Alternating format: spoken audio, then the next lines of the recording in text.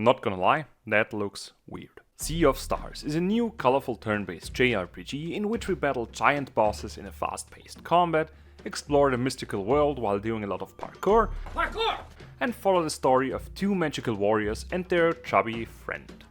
I am Dorian the Explorian and I played the first 2 hours of Sea of Stars to see if it is a refund or a real fun.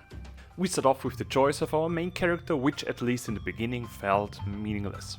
Valera and Sail are Solstice warriors tasked with keeping the evil of the world in check, and are being accompanied by Garl, a Samwise-esque character, so in my eyes the MVP of the story, and all you Frodo fanboys can actually both are equipped with magical powers of the sun and moon, capable of performing devastating spells in the amazingly done combat. This combat sees us take turns with our enemies, however depending on our reflexes we can heavily impact the flow of battle. Each time a hit lands, regardless of our own or the enemy's, a well-timed response from us can increase or decrease the incoming damage. This fast-paced aspect of the combat system gets paired with incoming spells from enemies we should stop. This can be done by freely choosing one of our characters with the correct damage type the bar above our enemies shows. The mentioned spells and skills each character has requires mana, which regenerates with simple melee attacks, requiring us to mix and match our attack patterns. The usage of these skills can be further influenced by our own timing skills, with Valera shooting a crescent moon, bouncing back from enemies, and with the right key input this bounce continues and goes on and on and on. Sail, however, loads up a giant fireball, exploding into our enemies' faces. Furthermore, after the first hour, our characters obtain living mana, which drops orbs after simple attacks.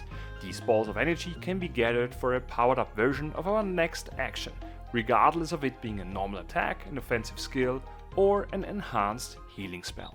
The battles are being done in the fully explorable world, which has various hidden paths and side tracks we can look for. Some hold more enemies in store for us to fight and gain experience points, while others have armor or relics hidden away. The mentioned experience points are required for our characters to level up, enhancing their stats overall, while we get to choose one additional power up each level for every character. Since I'm a simple-minded person, I always go for attack power, which nearly that's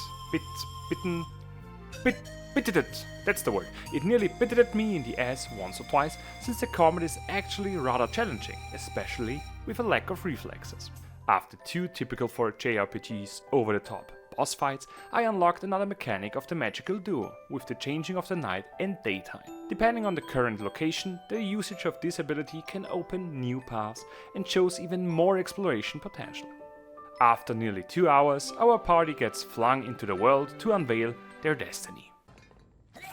Sea of Stars takes a typical turn-based combat and beefs it up with a reflex-heavy and fast style, while the artwork, music and storytelling had me close the window to fully immerse myself in it, since the neighbor's kids were again too loud! If I was pushed for a negative, I might say that the ability to save anytime and anywhere would definitely enhance the gaming experience, but this minor low is being overshadowed by an incredibly well-designed game. Therefore, I would say that Sea of Stars is a real fun instead of a refund. Would you agree with my verdict? Let me know in the comments, like, share and subscribe, and as always, have a great day or evening.